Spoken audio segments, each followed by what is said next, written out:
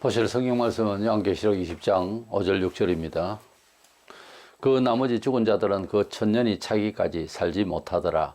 이는 첫째 부활이라. 이 첫째 부활에 참여하는 자들은 복이 있고 거룩하도다. 둘째 사망이 그들을 다스리는 권세가 없고 도리어 그들이 하나님과 그리스도의 제사장이 되어 천년 동안 그리스도와 더불어 왕노를 하리라. 아멘.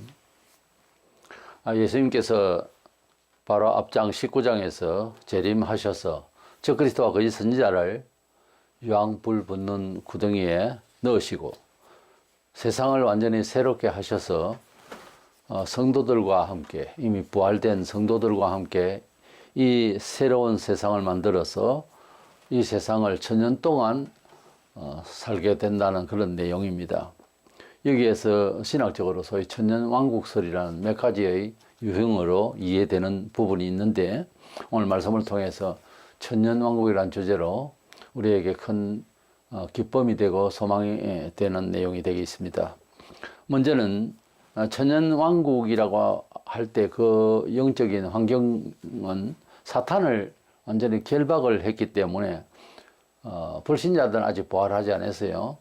예수 재림할 때 죽은 자들이 먼저 부활할 때 성도들이 먼저 부활하게 되고, 그 다음에 그때까지 살아있는 그때 생존한 성도들이 함께 부활을 하게 됩니다. 근데 불신자들은 그대로 있는데, 인간의 그 본성이라는 것, 꼭 귀신이 들어서 악한 영이 직접적으로 그렇게 생활에 사람의 영혼을 끌어당기는 그런 내용이 아니고, 사람이 가지고 있는 죄성, 인격, 그것으로 이제 천년을 계속 살게 된다는 거죠.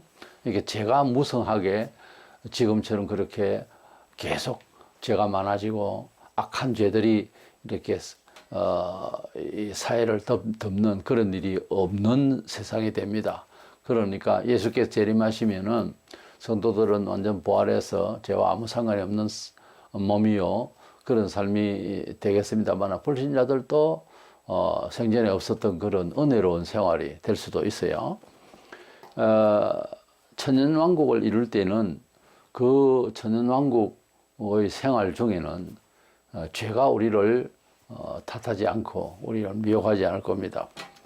무천년주의자라고 소위 예수님께서 어느 날 갑자기 오시면 그때부터 천국과 지옥으로 완전히 나눠진다, 이렇게 장로교에서 보통 그렇게 믿는 사람들이 많은데, 예수님께서 재림하시기 전에는 징조가 있다고 하셨기 때문에 그 징조를 자세히 살펴볼 필요가 있어요. 성경은 어떤 면에서 큰 범주에서 어떤 예언서입니다. 이렇게 하면 저렇게 되리라. 때문에 구약은 신약을 위한 예언서고, 신약에는 예수께서 오셔서 구약을 성취하신 분으로 삶을 온전히 사셔서 메시아 역할을 하셨고, 사도행전부터 사도들은 이렇게 구약에 예언된 대로 오신 메시아를 따라서 살아보니까 이렇더라 하는 증거 자료들입니다. 그런데 전체적으로 보면은 너희들은 구약에 이렇게 말했고 예수께서 말씀하시고 이를 성취하시고 성령께서 역사하심을 믿으면은 어떻게 되리라, 이런 뜻으로 볼 때 성경은 예언서라 할 수도 있습니다. 그렇기 때문에 예수께서 재림하실 내용을 담은 세상 종말에 대한 내용인 요한계시록을 보는 우리 마음은 어떤 예언적인 입장에서 있어야 되기 때문에, 단순히 예수님이 그냥 어느 날 어느 시에 오시면 천국과 지옥으로 다 나뉘어진다, 이렇게 믿는 것은 무리가 있다 그 말이에요. 성경을 말씀을 할 때 오경, 율법서가, 시가서니, 예언서니, 복음서, 그리고 역사서, 이렇게 보통 우리가 이제 나누는데, 계시록은 예언서에 속합니다. 때문에 예언서는 앞으로 되어질 일에 대한 그런 여러 가지 환상이나 그림이 있지만은, 그래도 내용을 잘 살펴보면 미래에 되어질 일에 대한 순차적인 그 역사서라고 할 수 있습니다. 역사의 미래를 마치 지나간 것처럼 기자가 기록한 것처럼 그렇게 자세하게 이제 미래사에 대한 내용이기 때문에 그것을 무시하고 예수께서 오실 때까지 열심히 잘 믿어라, 그러면 계시록 같은 건 필요 없잖아요. 때문에 우리가 하나님의 말씀을 읽을 때도 좀 구체적인 그런 이제 성경이 약속하고 있고 또 말씀하시고자 하는 내용의 성질을 따라서 이해해야 될 것입니다. 창세기 같은 경우는 모든 만물을 만드시고 모든 시작이 다 거기에 있습니다. 그런 데서 먼저 봐야지 그걸 뭐 윤리적으로 본다든가 뭐 점괘를 하기 위한 내용으로 본다든가 뭐 도덕적으로 본다든가 이건 그 내면의 다른 뜻을 발견할 수도 있으나 원칙적으로 창조에 대한 말씀이라 하면 창조에 대한 그 중심을 두고 이제 보시는 거죠. 그래서 성경을 보실 때에 가령 요한계시록은 다시 오실 예수 그리스도에 대한 내용이란 말이에요. 세상 종말에 관한 내용이 뭐 그 예언에 맞는 역사적 미래를 생각하면서 읽어야 된다 그거죠.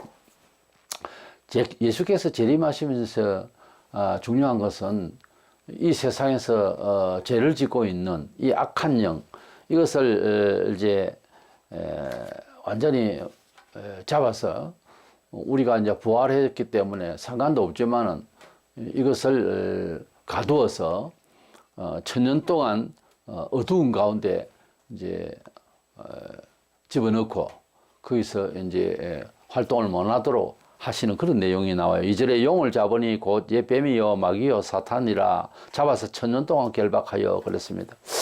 용을 잡으니 우리 그림으로 용을 볼 수 있죠. 용은 뱀이요 할 때 창세기 3장에 하와를 이제 미혹하던 원죄를 짓게 한 뱀 속에서 역사한 그 영입니다. 마귀요 할 때는 미혹한다는 뜻의 한자말이고요. 사탄이라 같은 놈을 두고 다른 표현들입니다. 그래서 사탄이라고 하는 말은 대적한다, 반역한다는 뜻에서 하나님을 대적했기 때문에 사탄이라고 그래요. 이놈을 잡아서 천년 동안 결박해서 어두운 가운데 집어넣어 버립니다. 그렇기 때문에 이 사탄의 영역이 세상에 잠시 이제 활동을 못하게 되죠. 3절에 본장 무지개에 던져 잠그고 그 위에 임봉하여 천년이 차도록 다시는 만국을 미혹하지 못하게 하였는데 그 후에는 반드시 잠깐 노일이라. 그러니까 천년 기간을 말하고 있어요. 천년 동안 이제 무지개에 집어넣어서 그것을 잠가버리고 뚜껑을 잠가버리고 그리고 못 나오도록 해서 천년이 차고 난 뒤에 잠시 나와서 활동하게 될 것을 암시하고 있습니다. 무저갱이라는 히브리어 말을 태흠이라는 말은 깊음, 바닥이 없이 한없이 깊은 곳 이런 뜻이고 헬라어로는 아비소스라고 되어 있는데 이 무저갱이 얼마나 무섭고 끝이 없이 그렇게 깊은 곳인지 귀신들도 가기 싫어한 곳입니다.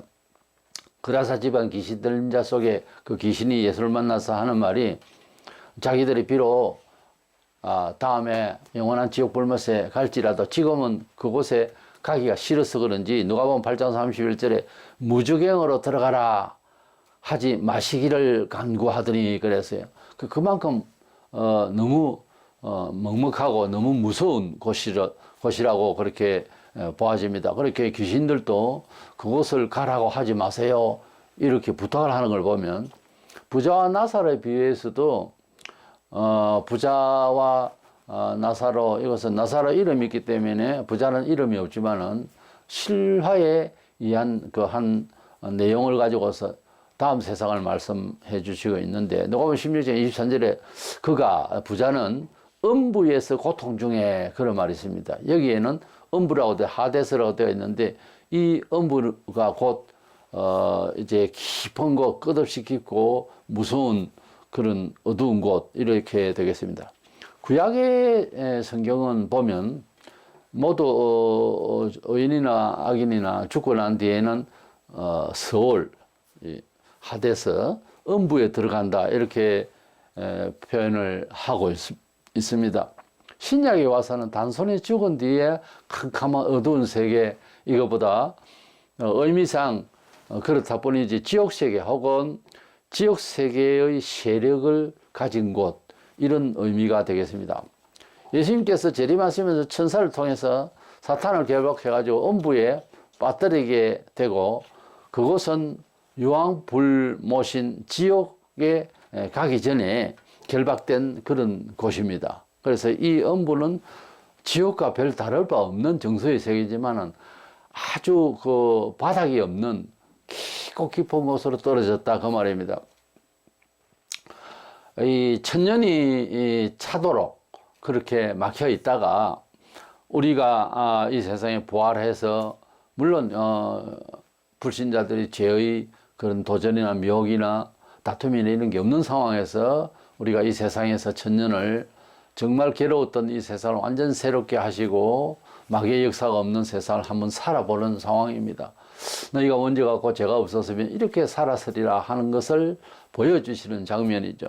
천년이라는 것은 어떤 면에서는 무한대를 뜻하기도 하지만 이것은 한계가 있는 연도를 말하는데 문자대로 천년을 보는 것도 괜찮습니다. 어차피 천년 만년 억만년 영원토록 우리가 살 사람인데 그까지 천년이라는 세월이 그렇게 천국에서는 뭐 짧습니다. 그렇기 때문에 천년 동안 이 세상을 부활한 몸으로 살 때는 그 시간의 개념이 지금 개념하고 다르기 때문에 그리 뭐 멀리 보이지는 않습니다. 천년 동안 이 세상을 살 때에 마귀가 잡혀서 음부에 가 있기 때문에 참 은혜롭게 살 수가 있을 것입니다. 그리고 천년이 지난 후에 잠시 풀려 나와가지고 세상의 불신자들 지금 살고 있는 사람들에게 속에 또 지금처럼 역사하듯이 그렇게 그들을 미혹해가지고 성도들을 또 붙여서 싸움을 하게 하는 이런 마귀의 역사. 마귀의 본성은 하나님을 대적하고 예수 믿는 자를 괴롭히려고 하는 존재거든요. 다른 생각을 할 수가 없어요. 사람도 훈련을 받고 계속 그런 죄악성을 가진 사람은요, 뇌 자체가 계속 굴러가는 게 죄를 지으려고만 하는 생각이 가득하고 훈련이 되어버리면은 굉장히 힘들어집니다. 때문에 하나님께서 손대 주시고 하나님께서 역사하시지 않으시면은 우리 사람이 그 죄에 그런 매몰된 상태에서의 영성은 고칠 수가 없어요. 개버릇 남존아 하듯이 이게 굉장히 어려운 부분인데 이것을 하나님께서 손대지 아니하시면 변화를 받을 수가 없고 은혜의 사람이 될 수가 없어요. 사람은 착하게 보여도 다 그런 죄성을 가지고 있어요. 그렇기 때문에 스스로 구원을 받을 수 있는 의지가 없어요. 전도의 말씀으로 부르고 또 초신자는 양육을 잘 받아야 되는 거예요. 그만큼 사람이 원래 존귀한데 이 존귀한 것을 잃어버리면 짐승화됩니다. 이것을 원래대로 돌이킨다는 것이 쉽지 않아요. 자기의 싸움이 상당히 많은 시간이 필요하고 그렇습니다. 이래서 우리가 예수님이 오시고 난 뒤에 마귀를 음부에 가두고 우리가 천년 동안 부활의 몸으로 살게 됐다가 나중에 천국 가는 이것을 역사적으로 그렇게 될 것이라고 해서 역사적 전천연설이라는 것은 천국 가기 전에 천년을 그렇게 역사적으로 산다 그 말이고, 무천연설, 아까 말씀드린 무천연설은 그런 거 없고 예수님이 오시면은 천국과 지옥으로 다 나뉘어 버린다. 단방에 그 천년이라는 개념을 그렇게 보지를 않습니다. 차라리 기독교가 2000년 지금 역사 동안 쭉 하니 우리가 살고 있는 영적인 생활이 천년의 세월이라고 볼 수 있다. 이렇게. 근데 그게 옳지를 않는 게 하나님의 자녀지만은 비록 사도도 그렇게 말했듯이 우리는 죄성이 있어가지고 늘 실수하고 늘 힘들어요. 세상을 살아가기가 악으로부터 도전, 외부로부터 도전, 내 속에 있는 본성으로부터 이겨야 하는 이 거룩 생활이 인격적 성숙이라는 게, 성도의 성숙된 삶이라는 게 계속해서 도전을 해야 되고 나와의 싸움이 필요합니다. 이게 무슨 천국 생활입니까? 믿음으로 은혜를 받고 특별히 예배 시간, 그리고 믿음으로 행동했을 때 성령께서 주시는 감화 감동 있지만은 전체적으로 볼 때에 이 세상을 천연왕국에 살듯이 그렇게 산다고는 볼 수 없죠. 개인적으로 믿음을 잘 지키고 다행히 하면 그 어디나 천국이라고 하는 찬송시처럼 이해가 되지만 늘상 그렇지는 않거든요. 그렇게 고백하던 사람도. 때문에 무천연설은 그게 기독교의 지금 생활에 만족하고 있는 이런 걸 확대 해석해서 천년왕국 같은 생활을 한다. 그러다가 예수님 오시면 끝난다. 이거는 안 맞는 거예요. 그리고 후천연설이라고 했어요. 후천연설이라고 하는 것은 기독교 계속 전도를 하면은 끝까지 가면 온 세상이 전도가 되어서 그래서 1000년 동안 기독교적 세계가 될 것이다. 이런 사회적 구원에 대한 희망을 가지고 뜻은 참 좋은데 그리 안 된다고요. 죄가 너무 많기 때문에 예수님께서는 심판하러 오십니다. 기독교화 되면 얼마나 좋겠어요. 근데 해보면 뭐 어떤 시를 돕고 성시화 뭐 이런 말을 많이 쓰는데 사실상 그 비전은 그렇게 정해놓을 기도 제목은 아니에요. 성시화라는 말은 아니고 우리가 힘 닿는 데까지 전도를 한다는 것이지 복음화 하겠다고 하는 것인데 그것이 사회적 문화적 환경으로서 복음화라는 그 화자가 그게 안 맞는 겁니다. 한 개인이 구원을 받도록 하는 것이지 온 세상이 성시화된다 어렵습니다. 불가능한 이야기예요.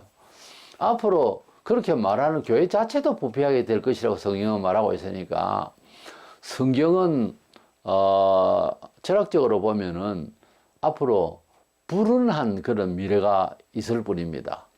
성경은 아무리 예수님을 잘 믿고 교회가 활동을 해도 아주 앞으로 갈수록 비관적인 세상이 될 것이고 그래서 심판이 있는 겁니다. 때문에 그것은 어쩔 수 없이 정해져 있는 거예요. 우리 지구촌의 삶 자체가 구조적으로 또 우리의 경험적으로 더 잘 믿고 더 좋은 사회가 된다. 상당히 힘듭니다. 아니 불가능한 거예요. 그러면은 우선 붙들어야 될 게 우리 성도들의 믿음을 우리의 존재감을 보유해 잘 나가는 것이 더 중요해요. 어떻게 보면 굉장히 소극적으로 보이지만은 그러나 적극적이고 긍정적으로 생각한다고 해서 세상이 좋아지나요? 어렵습니다. 불가능해요. 때문에 하나님의 백성은 하나님의 백성다움을 잘 지켜나가고 하나씩 구원받을 수 있도록 우리가 최선을 다해서 선교한다는 것 뿐이지 세상을 기독교화해서 천년을 살 날이 올 것이다. 후천연설의 꿈은 아닙니다. 이게 후천연설을 따라가는 사람이 주로 교회의 특징적인 복음의 핵심적 가치를 흐려놔요. 사회인들을 끌어당기기 위해서 뭐 이벤트화하고 종교화 해가지고서 문화화해서 교회가 사회와 접근하는데 부담이 없도록 한다. 그냥 교리를 다 버리고 있는 거예요. 이게 후천연설이 안 맞는 겁니다. 그래서 사회주의 복음자들이 이 후천연설을 원해요.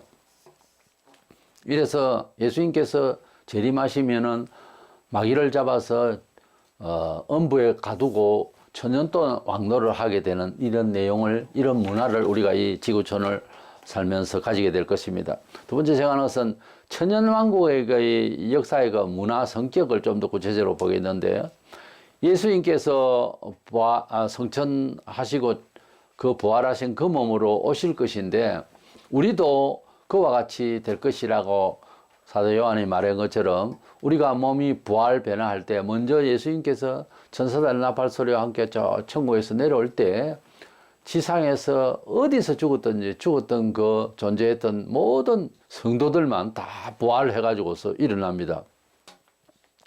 그리고 동시에 우리 믿는 사람들이 다 부활해서 공중에서 주님을 영접해가지고 땅으로 같이 내려올 겁니다. 뭐 아무래도 우리 주님 오시는데 가만히 앉아 오세요 하고 서가 있을 겁니까? 이미 부활한 몸은 자동적으로 죽은 사람도 부활해가지고 확 올라갈 때 우리도 주님을 영접하러 올라가는 것이 당연하죠. 그래서 내려와서 살게 되는데 문제는 불신자들이 부활을 하지 않는다는 뭔 말인가? 불신자들이 그 부활하지 않은 상태에서 어떻게 이 지구촌에 새롭게 된 세상에 더더구나 우리와 함께 살지 이런 의문이 생길 것입니다. 그런데 그 전에 천년왕국에 우리가 들어가게 된다는 내용부터 먼저 보면 천년왕국에 참여할 성도들은 어떤 사람이냐 어떻게 믿어야 되는 거냐 하는 거죠. 본장 4절에 예수를 정언함과 하나님 말씀 때문에 목배임을 당한 자들, 순교자들이죠. 말세에 순교를 많이 하게 될 겁니다. 지금도 많이들 하고 있지만은 영혼들과 또 짐승과 그의 우상에 경배하지 아니하고 그의 이마와 손에 그의 표를 받지 아니한 자들, 그러니까 믿음으로 살았던 말세 성도들을 더 말하는 겁니다.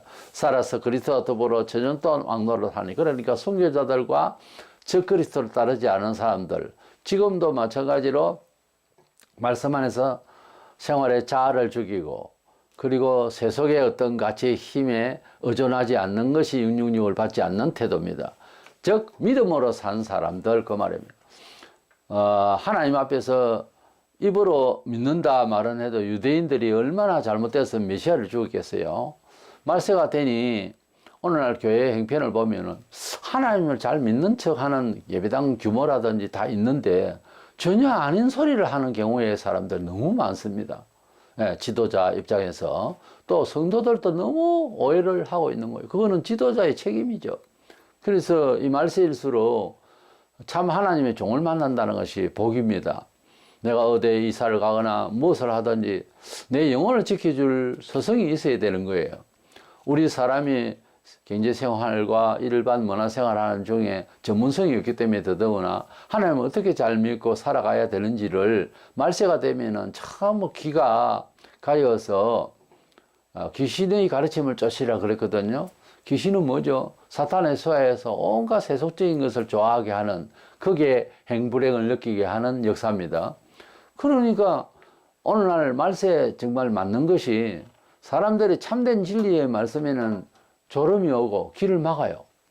그리고 세속적인 만담이나 하고 또 세속적으로 복받는 일이나 이야기하면 눈을 번쩍 뜨고, 제가 인터넷에 이 마지막 시대에 꼭 들어야 할 말씀이라 생각해서 부족하지만 유튜브에 이제 매주 올리는데 그 조회수를 보면은 뭐 세속적인 복에 대한 말을 하면 그 은총을 주시는 하나님에 대해서 한번 증거를 하면 거기에는 막 굉장한 사람들이 보게 되고, 하나님의 참된 핵심적인 진리의 가치에 대해 이야기를 하고 좀 더 깊이 들어가면 제목부터 아예 그러니까 잘 안 봐요.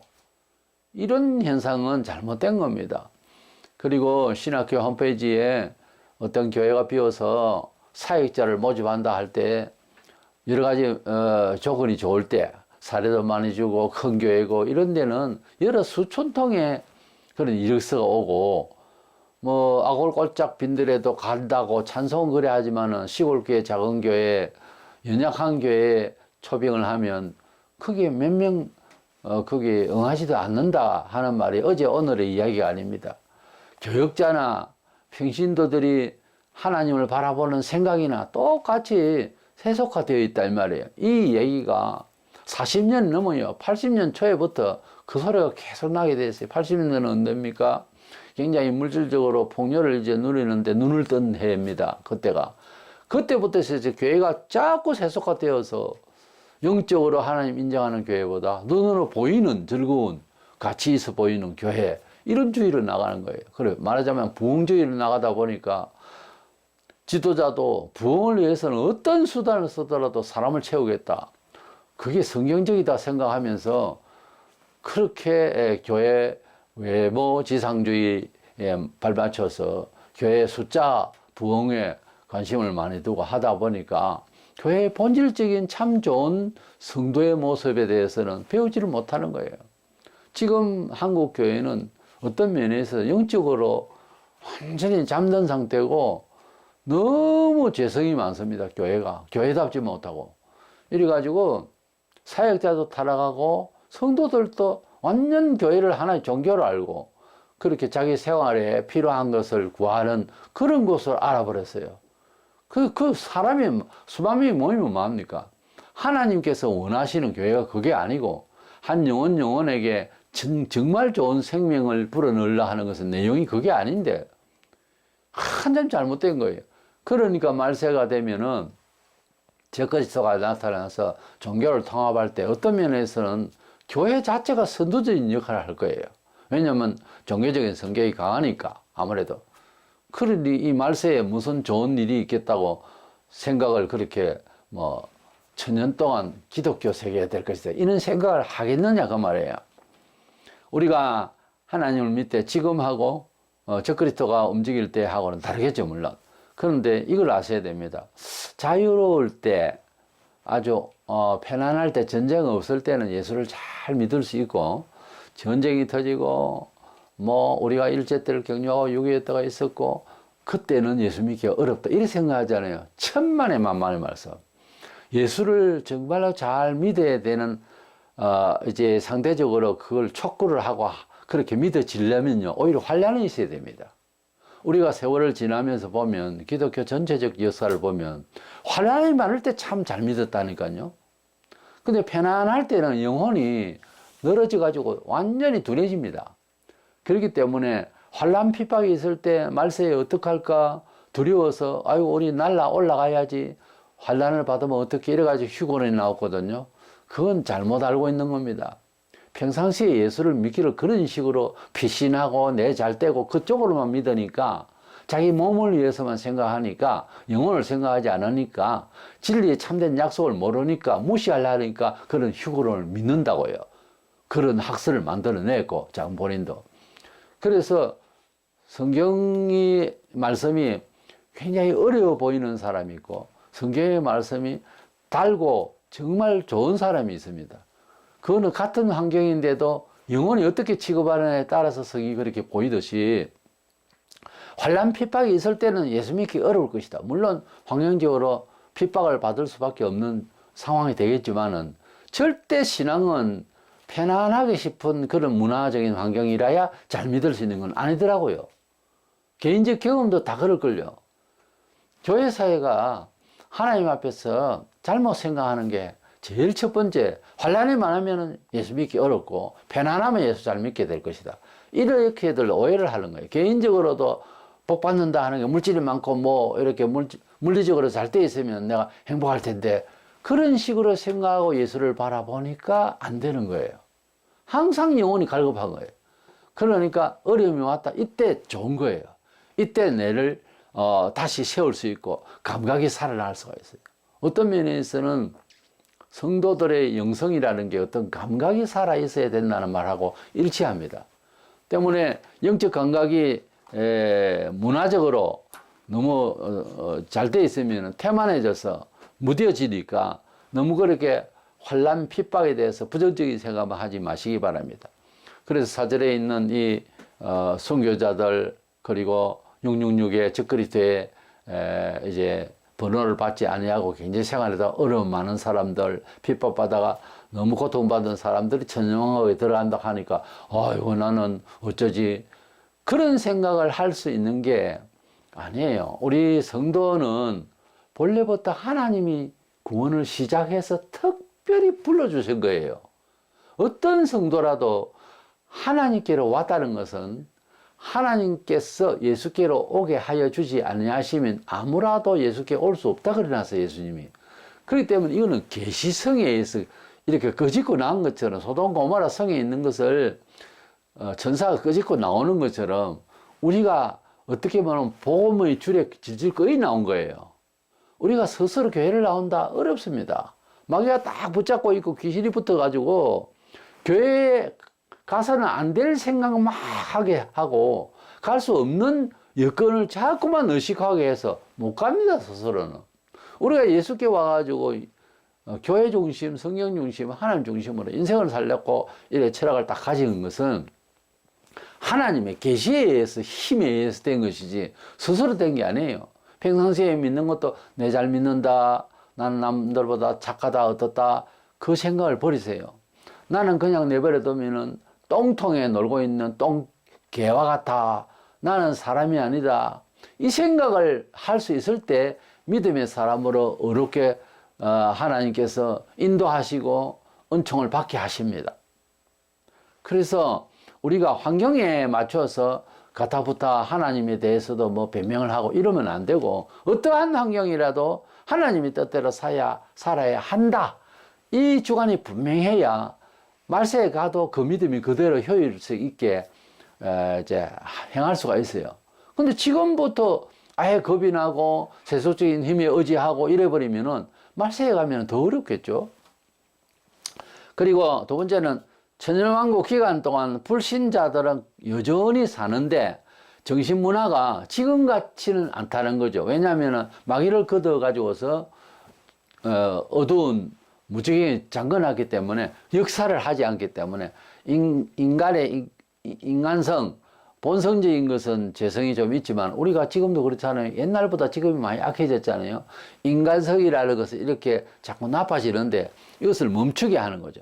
말세에 가면 더 나빠지겠지만 더 이상은 안 되도록 그렇게 하기 때문에 좀 살기는 좋을 겁니다. 저 전에 같이 이웃 같이 않다 싶을 거예요. 자기네들 것도. 그래서 천년 동안 엄청난 사람들이 가정을 이루고 아기를 낳고 또 그렇게 살겠죠. 그렇게 살아있는데 불신자들과 부활해서 살고 있는 우리 성도들하고 어떻게 살까 싶어도 성경은 그렇게 사는 걸로 되어 있어요. 본문 5절에 우리 예수님께서 재림하셔서 우리를 이제 부활시켜서 이 세상을 새롭게 싹 만들어 가지고 살게 하실 때에 마귀는 어두운 무지개에 가두은 상태고요. 5절에 그 나머지 죽은 자들은 이 말은 이제 불신의 세계에 있는 그러다가 죽은 사람들은 그 천년이 차기까지 살지 못하더라. 이는 첫째 부활이라. 그러니까 우리가 첫째 부활이라 이 말이에요. 첫째 부활에 참여하는 자, 이 첫째 부활에 참여한 자는 복이 있다 했는데 우리가 하나님의 자녀로서 첫 번째로 부활하고 첫 번째 부활했다는 말은 두 번째 부활이 있다는 말이죠. 첫째 부활이 있고 두 번째 부활이 있습니다. 그 간격이 있어요. 그게 천년입니다. 첫째 부활이라고 말씀을 하니까 성경에 그럼 둘째 부활도 있단 말이냐 하는 겁니다. 첫째 부활이라는 말을 안 써야죠. 부활 한 방에 신불 시간에 다 함께 해버리면 그건 첫째 부활이라는 말을 할 수 없죠. 첫째 부활 그러면 둘째 부활도 있다는 말, 셋째 부활도 있다는 말인데 그렇게 연상을 할 수 있을 때입니다. 고린도전서 15장 23절에서 25절 매우 중요한 내용이 있어요. 그러나 각각 자기 차례대로 되리니 뭐가요? 부활이.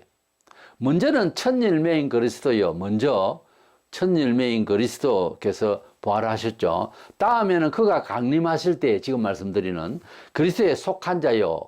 성도를 말합니다. 예수님이 첫째 부활이라는 부활을 했어요. 구약에도 부활은 아니고 산처럼 에너크 엘리야가 올라갔지만 부활이라는 개념이 나사로가 사는 것은 재생이고요.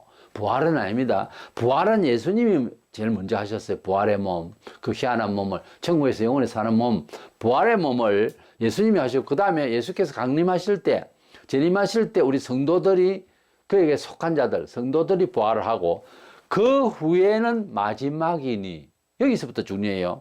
그 모든 통치와 모든 권세와 권력을 멸하시고 이 세상을 멸하시고 나라를 아버지께 하나님께 바칠 때라. 그 천국 따라가기 전에 이 말이에요. 그가 모든 원수를 그 발 아래 들 때까지 반드시 왕노를 하시는 천년 동안 왕노를 반드시 한다. 확실히 한다. 이 말이에요.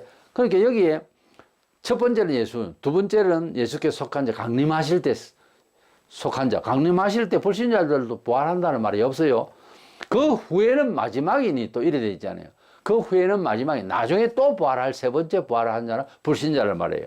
그래서 여기에 그 후에는 마지막이니 하는 헬라에 보면은 에이타 토 텔로스라는 말을 번역하면은 그 끝에 맨 마지막 때 그 말입니다. 그러니까 천년왕국이 끝나고 난 때 맨 마지막 때 영원한 천국을 우리가 들어간 게 아니거든요. 지상에서 천년왕국 생활할 때는 우리가 천국을 들어갈 때는 지상에서 천년왕국을 하고 나중에 다음 주에 백보자의 심판이 있는데 그때 행위들을 갚아주시는 상급을 지고 가는 겁니다. 그때에 지옥을 보낸다. 이게 불신자들 부활시켜서. 그래서 그 후에는 나중에 이런 표현들이 너무 확실하잖아요.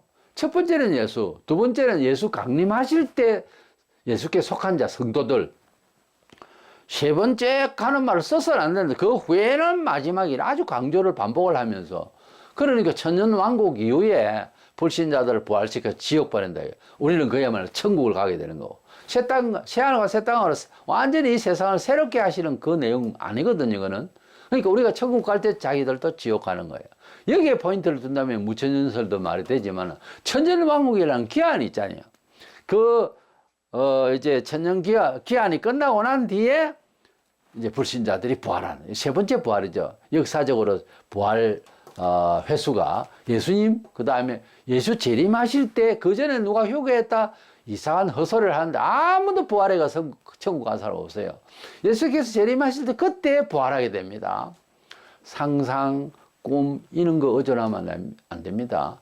뭐, 예수 믿고, 뭐, 꿈도 꿀 수 있고, 그런, 이제, 예언적인 것이 혹 있을 수는 있으나, 그거 계속 좋아하면은, 안식교 화이트 부인이 기도하고 꿈꾸다가 꿈에 예수께서 주시는 내용 중에 제 사계명에 황금빛이 확 나서 너무 불빛이 나가지고 그래서 이 사계명을 지켜야 되는가 보다 이래가 처음에 제7일 안식일 예수 재림교회 그런 긴 제목으로 그래 안식교가 이름을 시작했어요. 그 꿈을 보고 그래 성경을 봐야 되는데 제 4계명만 중요합니까? 따지면 5계명이 중요하고 1계명부터 시작해서 다 중요하죠. 4계명을 지켜야 구원받는다. 이래가지고 오히려 천국의 안식을 연습하는 주의 날, 주님이 부활하신 날을 더 기념하기 위해서 처음에는 지금 토요일 안식교와 같이 토요일 날 예배를 하고 말씀을 나눈 이런 과도기적인 사도시대는 있었지만 나중에 예수님 부활 성천 이후에는 안식일이 이제 주일로 변해서요. 주의 날에 사도가 이 요한계시록을 받을 때도 주의 날에 받았다고 계시록 1장에 주의 날에 밥 먹으면서 주의 날에 예배 중에 예수님을 만나게 된 거예요. 주의 날에 하는 말에 성경에 나와 The Lord's Day라는 말은 주님께서 부활하신 날을 기념하는 날입니다. 이 주일은 안식일보다 더 희망을 확실히 하는 천국에서 안식한다는 마음이 쉰다는 말입니다.